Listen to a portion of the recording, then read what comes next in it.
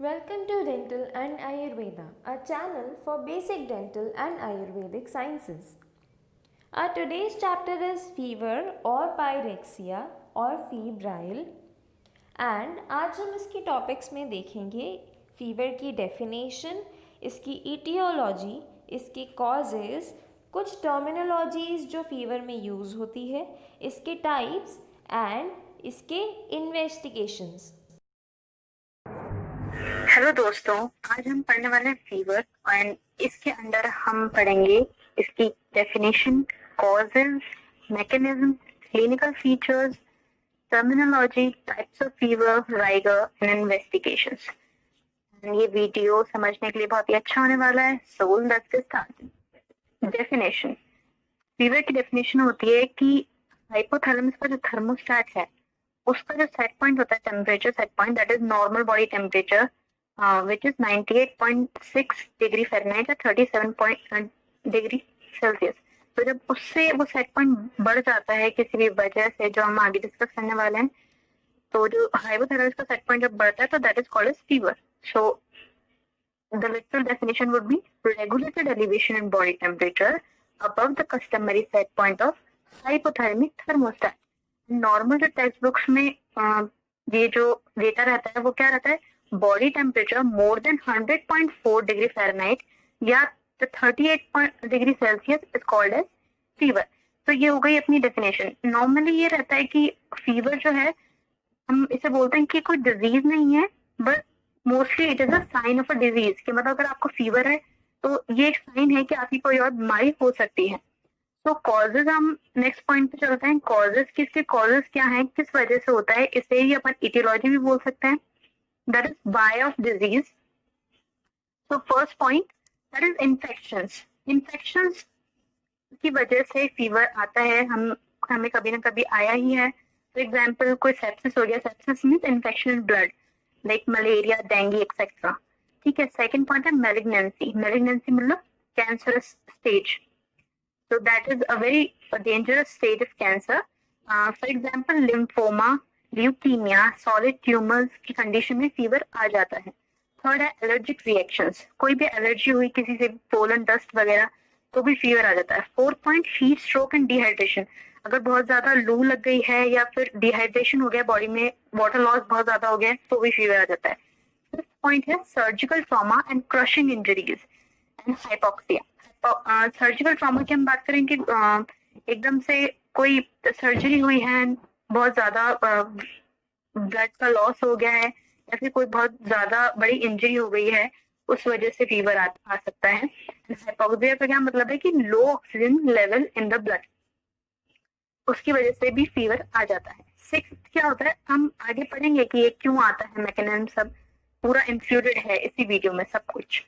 Six है connective tissue disorder, CT disorders, connective tissue disorders, जैसे कि for example rheumatic fever, poliomyelitis, Still's disease, SLE मतलब systemic lupus erythematosus disease and vasculitic disorders. तो ये मैंने extra disease लिखे हैं जिससे कि आप अपने सब्जेक्टिव पेपर्स में ये लिख सकें एंड मार्क्स गेन कर सकें। That is an extra information that I have written.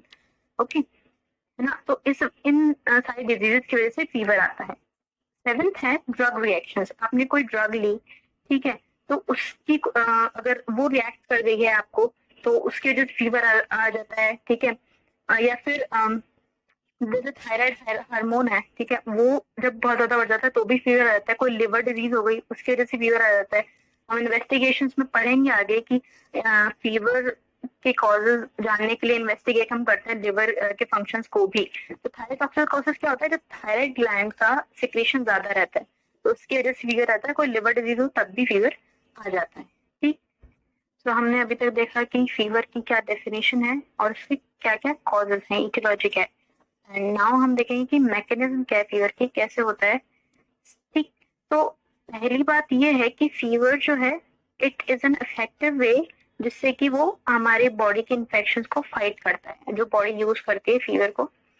And वो दो तरीके से होता है, या तो जो पैथोजन आया है उसकी ग्रोथ है उसको कम करने से, एंड सेकेंडली ये इम्यून रिस्पॉन्स को बढ़ाता है। ठीक है, इनेट और रिसेप्टिव दोनों रिस्पॉन्सेस को। तो एंड ये होता कैसे है, इसके कुछ एक्स्ट्रा पॉइंट्स मैंने लिखे हैं, सब्जेक्टिव पेपर में आपके जरूर काम आने वाले हैं। आप लिख लीजिए इन्हें। तो पहला है कि न्यूट्रोफिल्स का रिक्रूटमेंट वहां करता है जहाँ पे इन्फेक्शन है। सेकंड है ऑक्सीडेटिव एक्टिविटी को बढ़ाता है। थर्ड क्या है, इंफ्लेमेटरी मीडिएटर्स का प्रोडक्शन करता है, को बनाता है। फोर्थ है एपीसी एक्टिविटी को बढ़ाता है। APC is antigen presenting cell, ठीक है। फिफ्थ इज इन्फ्लेमेशन को सबसाइड करता है, इसका रिजोल्यूशन करता है। And the last is tissue repair, tissue को रिपेयर करने में हेल्प करता है। अब नॉर्मली जो है हाइपोथैलेमस अपन सब जानते हैं कि ये एक थर्मोडायनेमिक स्टैटिक्स को मेंटेन करता है बॉडी के, एंड इट इसलिए इसका नाम है thermostat, it acts as thermostat. Okay, so normal body temperature का सेट पॉइंट क्या होता है, 37 डिग्री सेल्सियस, 98.6 डिग्री फ़ारेनहाइट, ठीक है। सो अगर सेट पॉइंट से ज्यादा सेट पॉइंट पे बॉडी रहती है, हमने बताया कि फीवर अपन कब बोलते हैं कि हो गया है 100.4 डिग्री फ़ारेनहाइट या 38 डिग्री सेल्सियस। तो इससे ज्यादा अगर बॉडी टेम्परेचर सेट पॉइंट रहा तो अपन बोलेंगे कि फीवर है। तो नेक्स्ट स्लाइड में हम क्या देखेंगे कि कैसे हाइपोथैलेमस जो है जो अपनी बॉडी का थर्मोस्टैट है उसे मेंटेन करके चलता है। Okay, so this is how हमारी बॉडी में हीट और कोल्ड रिसेप्टर्स रहते हैं and they give signals to या इनपुट्स टू हाइपोथैलेमस, ठीक है। रिसेप्टर्स बताते हैं कि बॉडी का टेम्परेचर ज्यादा है या कम है, ठीक है। एंड उसके हिसाब से हाइपोथैलेमस क्या करता है, हीटिंग या कूलिंग एक्टिवेट करता है। यही मैंने ऊपर लिखा है कि hypothalamus receive inputs from heat and cold receptors through out the body, पूरी बॉडी से, और एक्टिवेट क्या करता है, हीटिंग या कूलिंग अकॉर्डिंगली। ये दो तरीके से होता है, या तो ऑब्वियसली जब हमारा टेम्परेचर बढ़ा हुआ है तो अलग तरीके से हाइपोथैलेमस डील करेगा चीज को, और अगर कम है तो उस चीज को अलग तरीके से डील करेगा। तो अगर हमारा टेम्परेचर हाई है on the left hand side, मैंने दिखाया हुआ है, तो हाइपोथैलेमस क्या करेगा, it activate sweating and vasodilation.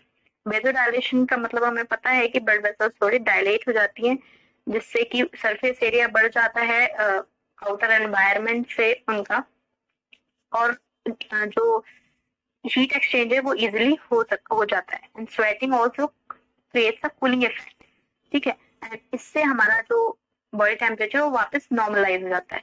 On the right hand side अगर हमारा बॉडी टेम्परेचर लो है तो हाइपोथैलेमस क्या करेगा, it stimulates the secretion of norepinephrine, ठीक है। नॉरएपिनेफ्रिन जो कंपाउंड है वो क्या करेगा, हीट प्रोडक्शन को बढ़ा देता है ब्राउन एडिपोज टिश्यू में।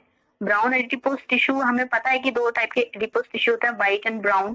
सो brown adipose tissue heat production में ही काम आता है, तो नॉरएपिनेफ्रिन ब्राउन एडिपोज टिश्यू को बोलेगा कि हीट प्रोड्यूस करो, and it will produce the heat, ठीक है। And secondly it induces vasoconstriction, जैसे कि वेजोडाइलेशन से जो हाई टेम्परेचर कम हुआ था, वैसे ही वेजो कॉन्स्ट्रिक्शन से, ब्लड वेसल से कॉन्स्ट्रिक्शन से क्या होता है, जो बॉडी टेम्परेचर है वो बढ़ जाता है, ठीक है। And the second thing that hypothalamus does is, मैंने नीचे एक एरो करके बनाया हुआ है, तो एसिटाइल कोलिन को स्टिमुलेट करता है वो। And acetyl choline neuromuscular junctions पे जाके मसल्स को बोलती है कि यू शिवर, ठीक है, मतलब शिवर करने वाला है कपकपी, ठीक है। तो मसल्स काम करने लगती है, शिवर करने लगती है, एंड दैट प्रोड्यूसेस हीट। तो क्योंकि हमारा बॉडी टेम्परेचर लो है, उसे ज्यादा करना है, तो इस शिवर करने से हीट बनेगी, हीट से वापस से बॉडी टेम्परेचर नॉर्मलाइज हो जाएगा, राइट। तो दोस्तों अब हम देखेंगे कि आखिर जो normal body temperature set point है 98.6 डिग्री फ़ारेनहाइट वो कैसे चेंज होकर ज्यादा बढ़ जाता है और फीवर होता है हमें, ठीक है। तो जो फीवर है वो एक इन्फ्लेमेटरी रिस्पॉन्स का पार्ट है, और हम एक क्लासिक एग्जाम्पल बैक्टीरिया का लेके देखेंगे कि कैसे बैक्टीरिया या कोई भी एंटीजन या किसी भी और तरीके से जो हमने पहले देखे थे कि क्या कॉजेस हो सकते हैं फीवर के, उससे जो normal body temperature set point है 98.6 डिग्री फ़ारेनहाइट वो बढ़ के 100.4 डिग्री फ़ारेनहाइट हो जाता है, और फिर हम उसे बोल देते हैं कि फीवर हो गया है, ठीक है। तो हम ऊपर से चलेंगे, ठीक है। फिर यहाँ बैक्टीरिया से यू शेप में एक फ्लो चार्ट बनाया मैंने हाइपोथैलेमस में एंटर करते हुए। लास्ट में हमको देखना है राइट हैंड साइड पे ऊपर कि बॉडी टेम्परेचर सेट पॉइंट कैसे रेज हो गया है। तो मान लेते हैं हमारी बॉडी में बैक्टीरिया एंटर किया, तो एंटर करने के बाद क्या होगा कि जो इम्यून सेल्स हैं उसके प्रेजेंस को डिटेक्ट करेंगे, by binding to component of bacterial cell wall. Bacteria की सेल वॉल लिपोपॉलीसैकेराइड की बनी हुई होती है, तो उससे बाइंड करके इम्यून सेल्स उसकी प्रेजेंस को दिखाएंगे और उससे वो प्रोड्यूस करेंगे बहुत सारे इन्फ्लेमेटरी साइटोकाइंस। साइटोकाइन जो है वो सेल एक्टिविटी को बढ़ाने वाले मॉलिक्यूल्स होते हैं, और इन्फ्लेमेटरी साइटोकाइंस है तो वो इन्फ्लेमेटरी प्रोसेस को भी बढ़ाएंगे। तो जो बहुत सारे इन्फ्लेमेटरी साइटोकाइंस होते हैं उनमें से क्या होता है कि कुछ पायरोजेनिक साइटोकाइंस होते हैं। पायरोजेनिक का मतलब है हीट प्रोड्यूसिंग, मतलब कि ये ऐसे मॉलिक्यूल्स हैं जो कि हीट प्रोड्यूस करेंगे। ठीक है, तो ये जो हीट प्रोड्यूसिंग साइटोकाइंस है, पायरोजेनिक साइटोकाइंस है, वो अब जाएंगे नीचे, हम देखेंगे एरो से हाइपोथैलेमस में। हम इस हाइपोथैलेमस वाले कॉलम में आ गए हैं, नीचे हाइपोथैलेमस में जाएंगे। हाइपोथैलेमस को बोलेंगे कि PGE2 की सिंथेसिस कराएं। तो हाइपोथैलेमस स्टिमुलेट हो जाएगा कि वो PGE2 की सिंथेसिस करे। PGE2 इज अ प्रोस्टाग्लैंडिन, जिसका नाम है E2, प्रोस्टाग्लैंडिन E2 बोलते हैं इसे, और इसकी ही वजह से हमारे फीवर होता है। ठीक है, तो अब ये जो PGE2 की सिंथेसिस हुई उस वजह से दो तरीके से हमारे फीवर बनता है।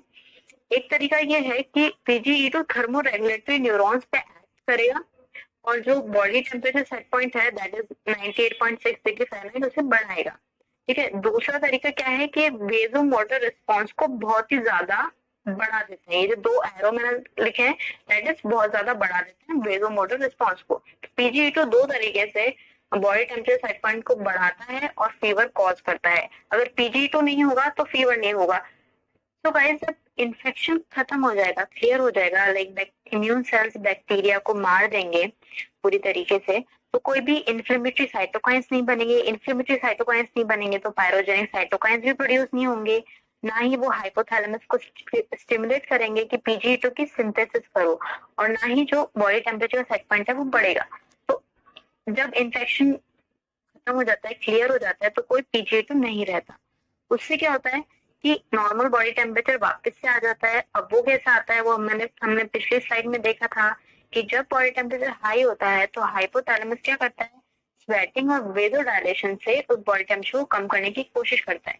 तो जो हाइपोथैलेमस पायरोजेनिक साइटोकाइंस की वजह से स्टिमुलेट होकर PGE2 की सिंथेसिस कर रहा था और उसको लग रहा था कि नॉर्मल बॉडी टेम्परेचर जो है सेट पॉइंट है उसका जो 98.6 डिग्री फ़ारेनहाइट है वो ना होकर 100 या उससे ज्यादा है, उसे अब एकदम से वापस याद आ जाएगा कि नहीं normal body temperature set point तो 98.6 डिग्री फ़ारेनहाइट ही था PGE2 के एब्सेंस में। ठीक है, तो फिर जब हाइपोथैलेमस को याद आएगा तो वो PGE2 की सिंथेसिस करना बंद करेगा और अपना जो normal body temperature set point है उसे मेंटेन करने की कोशिश करेगा। कैसे? स्वेटिंग और वेजोडायलेशन से। हम जो मेडिकेशन लेते हैं फीवर में, जो फीवर को कम कर देती हैं, जैसे कि आइबुप्रोफेन हो गई, एस्पिरिन हो गई, पैरासिटामोल हो गई, तो ये सब क्या करती हैं, PGE2 की सिंथेसिस को सप्रेस करती हैं, दबाती हैं कि PGE2 की सिंथेसिस ना हो। कैसे? साइक्लोऑक्सीजनेस एंजाइम होता है जो कि PGE2 की सिंथेसिस करवाता है, उसको ब्लॉक करके ये मेडिसिन अपना काम करती हैं। अब दोस्तों हम ये देखने वाले हैं कि फीवर के क्लिनिकल फीचर्स क्या होते हैं, टर्मिनोलॉजी कुछ फीवर से रिलेटेड, और फीवर और हाइपरथर्मिया में क्या डिफरेंस है। तो क्लिनिकल फीचर्स ऑफ फीवर, इसमें क्या होता है, जब फीवर आता है तो हमारा बॉडी टेम्परेचर बढ़ जाता है। सेकेंडली कब कब लगती है, राइगर्स फॉलोड बाय हीट और स्वेटिंग, मतलब गर्मी लग के हमें पसीना आ सकता है। अब ये देखो राइगर्स जो है वो यहाँ पे तो फीवर का सिम्टम एज अ सिम्टम मैंने लिखा है, पर राइगर एक टाइप का फीवर भी होता है जो कि हम नेक्स्ट स्लाइड में देखेंगे और उसे डिटेल में डिस्कस करेंगे। थर्ड है बहुत ज्यादा स्वेटिंग हो जाती है, एक्सेसिव स्वेटिंग। फोर्थ है हेडेक, सर दुखने लगता है। फिफ्थ है डेलीरियम, DELIRIUM, इसका मतलब होता है मेंटल कंफ्यूजन, मतलब कि हिंदी में हम इसे बोल सकते हैं भ्रम की कंडीशन। सिक्स है मसल पेन। सेवेंथ है रिथमेटस, रैशेस हो सकते हैं। रिथमेटस रैशेस क्या होता है कि सुपरफिशियल जो आर्टरीज एंड वेन्स हैं उनके मतलब वेसल्स हैं उनके बर्स्ट होने से ये रैशेस मिलते हैं, तो ये फीवर की कंडीशन में हो जाता है। अब सेकेंडली हम देखेंगे टर्मिनोलॉजीज, कुछ ऐसे टर्मिनोलॉजी आ जाते हैं एग्जाम में कि इसका मतलब बताइए, तो मैंने बहुत ही शॉर्ट में बता रखा है यहाँ पे जो टर्मिनोलॉजी फीवर से रिलेटेड है, and hyperthermia specially. So first of all hypothermia, hypothermia क्या होता है, जब body temperature is less than 95 degree Fahrenheit तो उसे हम हाइपोथर्मिया बोलते हैं। सब नॉर्मल टेम्परेचर होता है, मतलब बॉडी टेम्परेचर जब 95 से 98 डिग्री फ़ारेनहाइट के बीच में रहता है तो उसे सब नॉर्मल टेम्परेचर बोलते हैं। थर्ड है लो पायरेक्सिया। पायरेक्सिया का मतलब हमने बताया था फीवर के सिनोनिम ही है पायरेक्सिया। तो लो पायरेक्सिया होता है 99 से 100 डिग्री फ़ारेनहाइट के बीच में बॉडी टेम्परेचर होना। फोर्थ है मॉडरेट पायरेक्सिया। इसमें 100 से 103 डिग्री फ़ारेनहाइट के बीच में टेम्परेचर रहता है। हाई पायरेक्सिया इसमें 103 से 105 तक टेम्परेचर हो जाता है बॉडी का, 105 डिग्री फ़ारेनहाइट तक। हाइपोपायरेक्सिया क्या होता है, जब टेम्परेचर 105 डिग्री फ़ारेनहाइट रहता है या उससे ज्यादा तो ऑलमोस्ट कंडीशन नहीं आती है, बट 105 डिग्री फ़ारेनहाइट को एग्जैक्ट हाइपोपायरेक्सिया बोल सकते हैं अपन। हाइपोथर्मिया क्या होता है, 105 डिग्री फ़ारेनहाइट तक कोई भी टेम्परेचर हो अपन उसे हाइपरथर्मिया में इंक्लूड कर देते हैं। दोस्तों हम देखते हैं अब कि फीवर और हाइपरथर्मिया में क्या डिफरेंस है। पहला डिफरेंस कि जो फीवर का मोस्ट कॉमन कॉज है वो इन्फेक्शन होता है, जबकि हाइपरथर्मिया का कॉज क्या होता है, एक्सपोजर टू एक्सट्रीम हीट या हीट स्ट्रोक। जब बहुत ज्यादा हीट रहती है तो उस वजह से हाइपरथर्मिया आ जाता है, बॉडी का टेम्परेचर बढ़ जाता है। दूसरा डिफरेंस ये है कि फीवर में तो न्यू सेट पॉइंट आ जाता है बॉडी का, new set point of body temperature that is 100.4 या उससे ज्यादा डिग्री फ़ारेनहाइट। नॉर्मल से ज्यादा रहता है वो, क्यों, क्योंकि हमने बताया था PgE2 की सिंथेसिस हुई थी, ठीक है। बट हाइपरथर्मिया में ऐसा कुछ नहीं रहता, क्यों, क्योंकि कूलिंग सिस्टम जो है वो फेल हो जाता है एक्सटर्नल हीटिंग को कंपनसेट करने के लिए। यहाँ पे मैंने लिखा हुआ है कि cooling system is failed in compensating external heating, इसलिए होता है हाइपरथर्मिया। और तीसरा डिफरेंस ये है कि मेडिकेशन फीवर में काम करते हैं, क्योंकि मेडिकेशन में हमने पढ़ा था कि आइबुप्रोफेन और एस्पिरिन वगैरह PgE2 की सिंथेसिस को सप्रेस करती है, पर फीवर में तो PgE2 की सिंथेसिस हुई थी जिससे कि न्यू सेट पॉइंट बना था, फीवर आया था, ठीक है। हाइपरथर्मिया में ऐसा कुछ नहीं होता, तो जो फीवर रिड्यूसिंग मेडिकेशन है वो यहाँ पे काम नहीं करेंगी, डू नॉट वर्क, ठीक है। अब क्या काम करेगा, कूलिंग मेजर्स। जब हम खुद को ठंडा रखने के लिए ठंडी जगह पे जाएंगे, कूलर वगैरह एसी वगैरह में बैठेंगे, एंड जो नॉर्मल एनवायरनमेंट का टेम्परेचर है उसे कम करके खुद को कूल डाउन करने की कोशिश करेंगे, that will work in hyperthermia.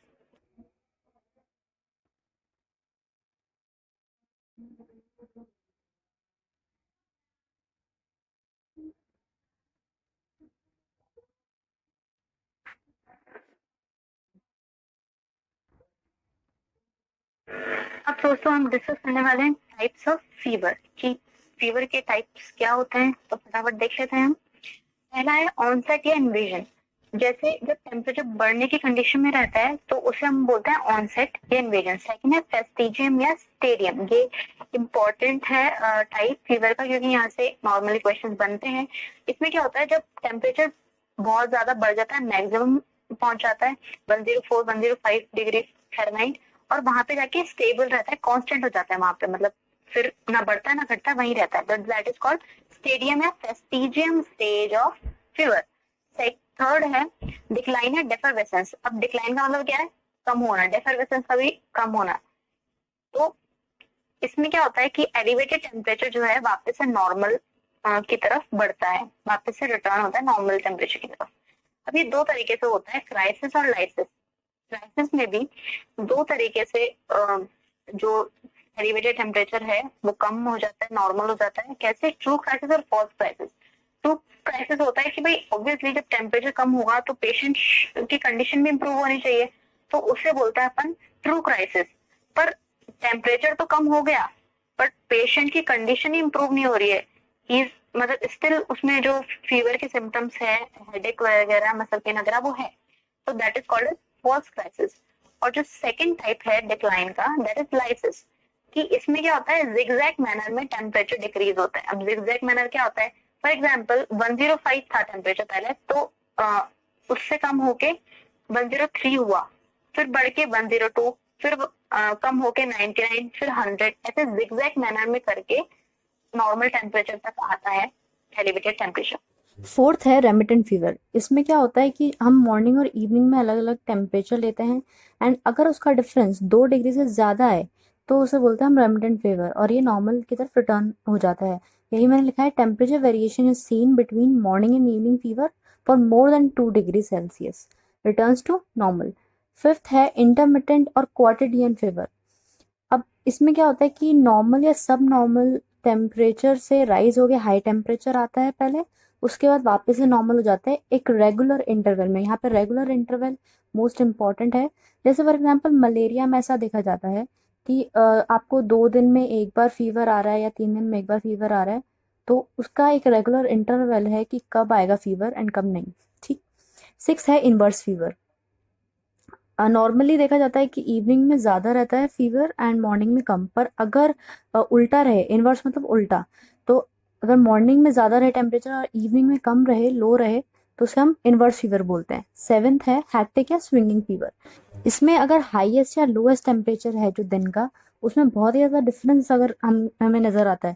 For example अगर 99 डिग्री सेल्सियस है और उसी दिन में 104 या उससे भी ऊपर टेम्परेचर है, तो ये बहुत ज़्यादा डिफरेंस हो गया हाईएस्ट और लोएस्ट टेम्परेचर में। So that is called as swinging fever.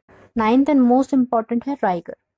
इसमें क्या होता है कि इसको हम डिफाइन करते हैं कि शिवरिंग कंडीशन होती है और हाइपरपायरेक्सिया होता है। हाइपरपायरेक्सिया हमने पहले पढ़ा था कि हाइपरपायरेक्सिया क्या होता है, that is temperature 105 degree Fahrenheit, जैसे कि मलेरिया में देखा जाता है। तो राइगर को हम डिफाइन करते हैं शिवरिंग कंडीशन प्लस हाइपरपायरेक्सिया से। इसको हम डिटेल में डिस्कस करेंगे नेक्स्ट स्लाइड।